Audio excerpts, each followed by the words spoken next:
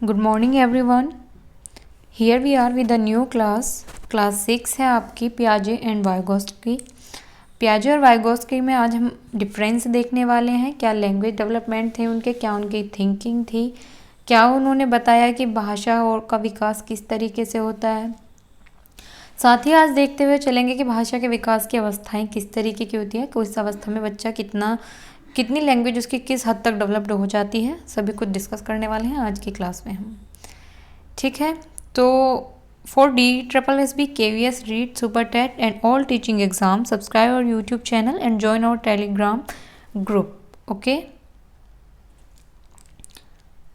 अगर आपने अभी तक टेलीग्राम ग्रुप ज्वाइन नहीं किया है तो आप जल्दी से जल्दी जाकर वहाँ पे ज्वाइन करें। जैसे कि मैंने आपको इंस्टाग्राम पर भी पोस्ट शेयर किया था कि केवल 100 लोग ही लेकर चलेंगे हम पहले अपने ग्रुप में। तो अप्रोक्स 97 अराउंड पीपल वहाँ पर ऐड हो चुके हैं। अगर आपने अभी तक ज्वाइन नहीं किया है तो आप ज्वाइन कर सकते हैं, बिकॉज जितनी भी क्लासेस आपके यहाँ पर यूट्यूब पर होती हैं सभी के 100 नोट्स आपको वहाँ पर प्रोवाइड किए जाते हैं। साथ ही कुछ क्विज़ के क्वेश्चंस भी आपको वहाँ पर मिलते हैं। तो आई होप आपने ज्वाइन कर लिया होगा, अगर नहीं किया है तो आप वहाँ जाकर ज्वाइन कर सकते हैं। स्टार्ट कर लेते हैं अपनी आज की क्लास। स्टार्ट करने से पहले प्लीज़ सब्सक्राइब कीजिए हमारा चैनल इंडिया लेट्स स्टडी, और अगर वीडियो पसंद आती है तो उसे लाइक कीजिए, शेयर कीजिए एंड वीडियोस पर कमेंट्स ज़्यादा से ज़्यादा कीजिए। तो करते हैं स्टार्ट।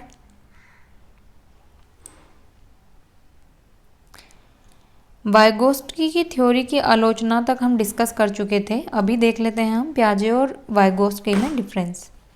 ठीक है, आई होप आपको आवाज़ जो है क्लियर होगी। तो पियाजे ने क्या कहा और वाइगोस्की ने क्या कहा ये देख लेते हैं। सबसे पहले हम एक वर्ड है पियाजे ने दिया है इकोसेंट्रिक स्पीच। ठीक है, जिसको हम क्या बोलते हैं, अहम केंद्रिता।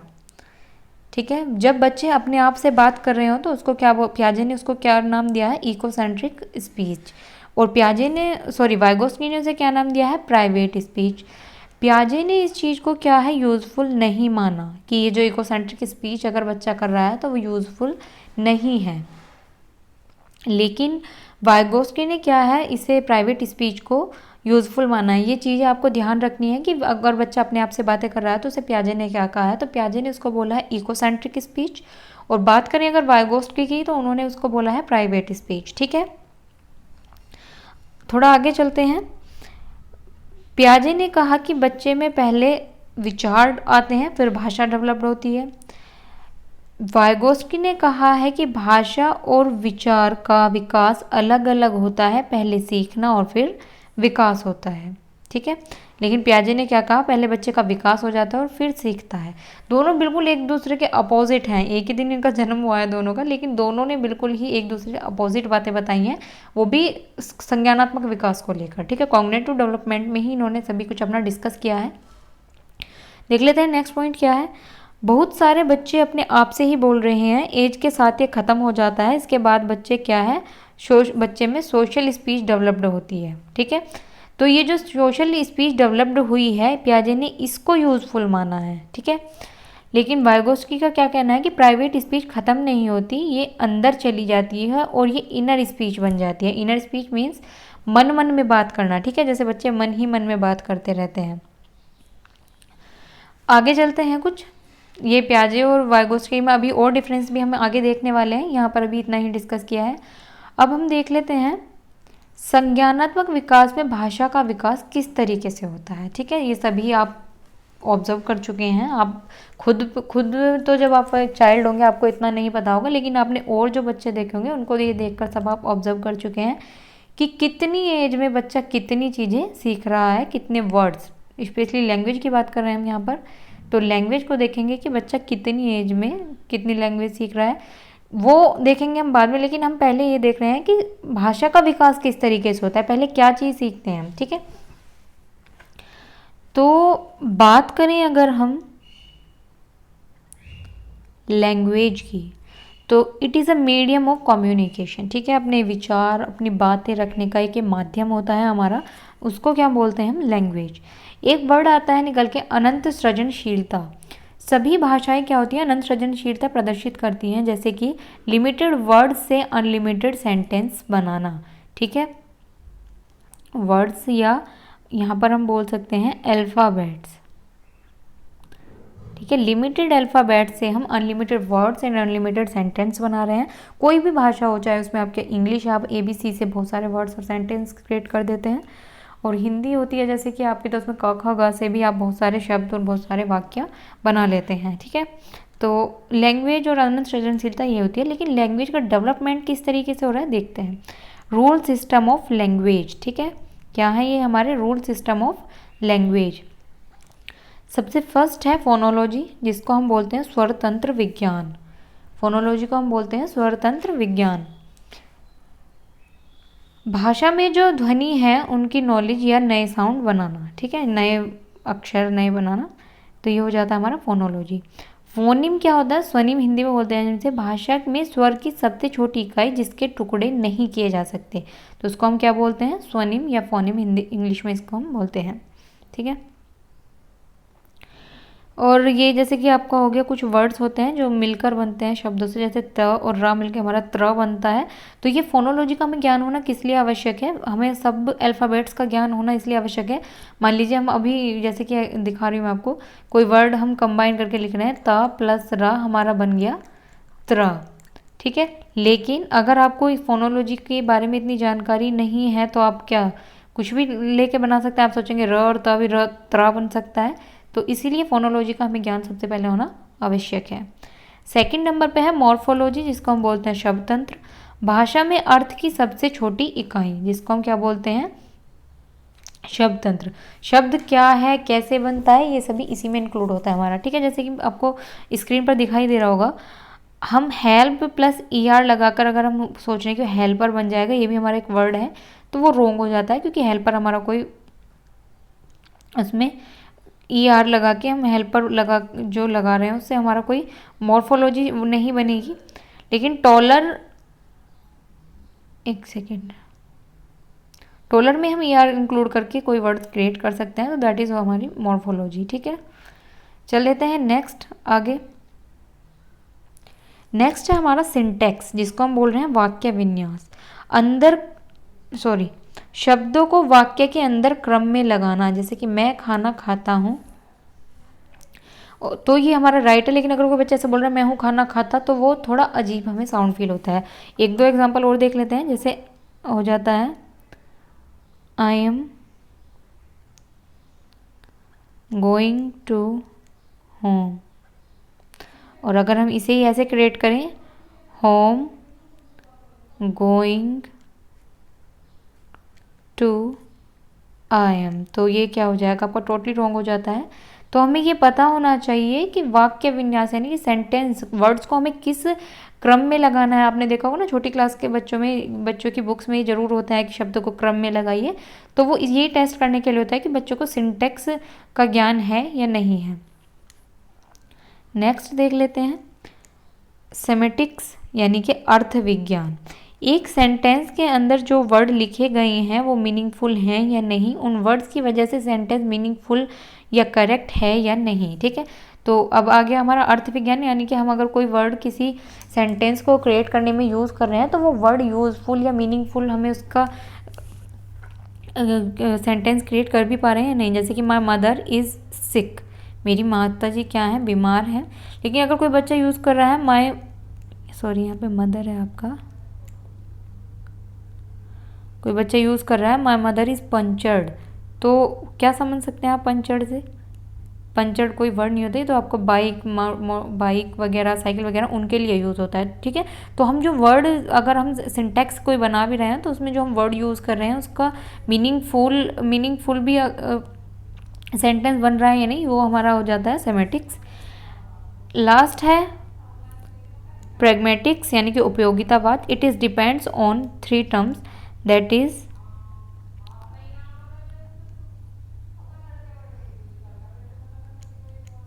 कल्चर, सोसाइटी, और एक हो जाता है हमारा सिचुएशन। ठीक है, कल्चर, सोसाइटी और सिचुएशन।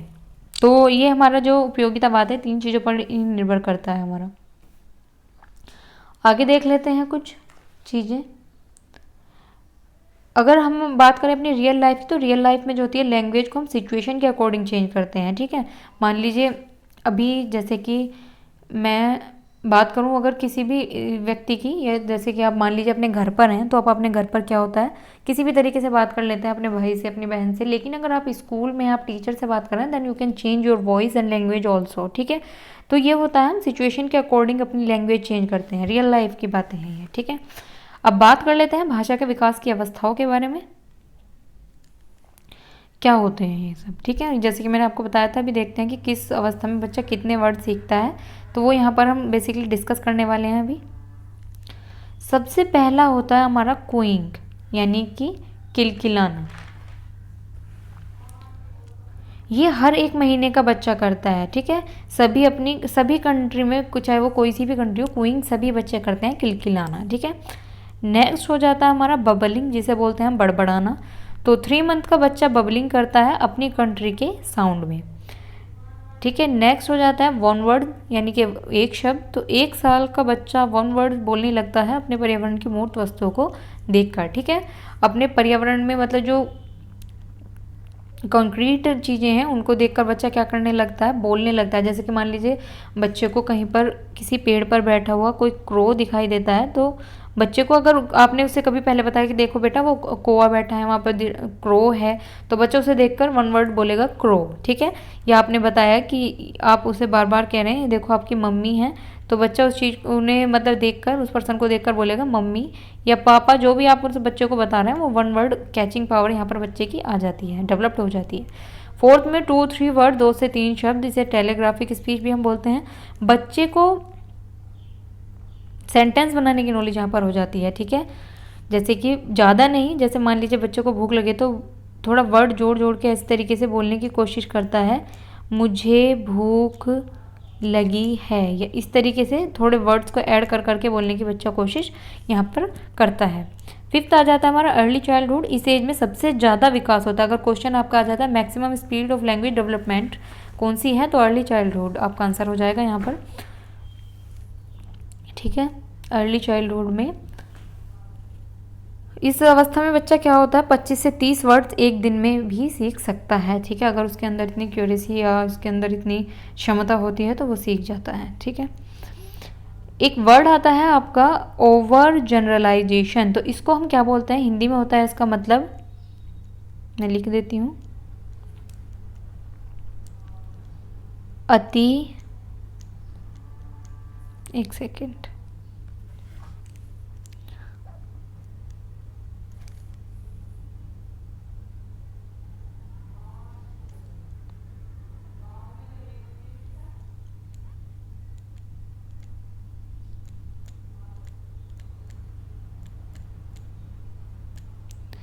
अति सामान्यकरण इसको हम हिंदी में बोलते हैं, ठीक है। एक रूल जहाँ अप्लाई नहीं करना वहाँ भी कर देता है बच्चा, और ऐसा मोस्टली सभी बच्चे यूज़ करते हैं अति सामान्यकरण। मान लीजिए कि आपने बच्चे को कुछ भी चीज़ है, आपने उसको मल्टीप्लाई सिखाई, देन आप उसको डिवाइड सिखा रहे हैं, तो जब आप उसको डिवाइड सिखा रहे हैं आपने बताया उसको कि ये होता है हमारा 8 है, 2 4 जा 8 हो गया। लेकिन आपने जब उसको मल्टीप्लाई सिखाई तो आपने बताया कि 2 4 जा 8 इस तरीके से लिखना है। तो बच्चा जब यहाँ पर कोई क्वेश्चन कर रहा है, तो मान लीजिए उसे आपने नेक्स्ट क्वेश्चन दिया, तो वो यहाँ पर मल्टीप्लाई लगा रहा है, यहाँ पर 6 लिख रहा है, यहाँ पर 3 लिख रहा है, तो दैट इज़ हमारा ये हो जाता है ओवर जनरलाइजेशन। जहाँ रूल नहीं लगाने हैं वहाँ पर भी बच्चा लगा देता है। एक अदर वर्ड होता है हमारा मेटालिंग्विस्टिक, इसका मतलब होता है अपनी लैंग्वेज के बारे में सोचना है, सुधार करना। बच्चा यहाँ पर स्टार्ट भी कर देता है, ठीक है। चल लेते हैं नेक्स्ट, प्याजे और वाइगोस्ट्री में कुछ और डिफरेंस भी यहाँ पर हम देख लेते हैं। जो प्याजे हैं उन्होंने क्या है, बायोलॉजिकल मैचुरेशन को यानी कि जैविक परिपक्वता को माना है, लेकिन वाइगोस्ट्री ने उसको नहीं माना। उन्होंने सोशल एंड कल्चर, समाज और संस्कृति के कारण डेवलपमेंट होता है, ये माना है। प्याजे ने डिसकॉन्टीन्यूअस प्रोसेस माना है, ये आपका डायग्राम भी है, प्याजे ने इस अकॉर्डिंग माना है, लेकिन वाइगोस्ट्री ने क्या माना है कि it is a continuous process. उन्होंने एजेस दी हैं, वाइगोस्ट्री ने कोई एजेस नहीं दी हैं। प्याजे एक रेडिकल कॉन्ट्रक्टिविस्ट थे, यानी कि कट्टर रचनावादी थे, जो मानते थे कि एक्टिविटी व्यक्तिगत रूप से होनी चाहिए। ये क्या थे, ये एक सामाजिक रचनावादी थे जो मानते थे कि ग्रुप में एक्टिविटीज़ अगर बच्चा करेगा तो वो ज़्यादा सीख रहा है। पियाजे ने कहा कि पहले बच्चे का डेवलपमेंट होता है देन लर्निंग स्टार्ट होती है, लेकिन वाइगोस ने माना कि लर्निंग पहले स्टार्ट हो जाती है तब डेवलपमेंट होता है। इन्होंने कहा थिंकिंग पहले आती है, लैंग्वेज बाद में डेवलप होती है, लेकिन वाइगोस ने कहा लैंग्वेज पहले डेवलप हो जाती है, थिंकिंग बाद में डेवलप होती है। ठीक है। इन्होंने हेरेडिटी आनुवंशिकता वंशानुक्रम को ज़्यादा महत्व दिया है, इन्होंने इन्वायरमेंट को ज़्यादा महत्व दिया है। ठीक है। तो आई होप आपको जो आज का टॉपिक था सभी क्लियर हो चुका होगा अच्छे से। अभी नेक्स्ट क्लास में हम क्या डिस्कस करेंगे, नेक्स्ट क्लास में ही अभी हम भाषा के ही चीज़ें डिस्कस करेंगे। क्या कोहलबर्ग ने दिया, क्या एरिक्सन ने बताया, क्या स्किनर ने बताया भाषा के बारे में, नेक्स्ट क्लास में देख सकते हैं, डिस्कस भी कर सकते हैं पियाजे का नैतिक का सिद्धांत भी। लेकिन बस आपने क्या करना है, अपने डेली क्लास देखनी है, मिस नहीं करनी है। ठीक है। तो अगर आपको वीडियो पसंद आई है तो प्लीज़ उसे लाइक कीजिए, शेयर कीजिए अपने फ्रेंड्स के साथ एंड वीडियो पर कमेंट्स ज़्यादा से ज़्यादा कीजिए। ठीक है। आज से हमने एक सेशन और स्टार्ट किया है, साथ में वीडियो के लास्ट में हम जो जो आप कमेंट करते हैं वीडियोस पर उन सभी के कमेंट्स को भी हम वीडियो में इंक्लूड करेंगे, तो एक नया सेशन बन जाता है ये, अच्छे लोगों के अच्छे कमेंट्स, डेली कुछ लोगों के कमेंट्स यहाँ पर हम रीड करेंगे। ठीक है। तो जैसे कि देख लेते हैं पहला कमेंट हमारा, रजनी नागर ने बोला है अमेजिंग मैम, थैंक्स रजनी जी। अनुराधा बोल रही हैं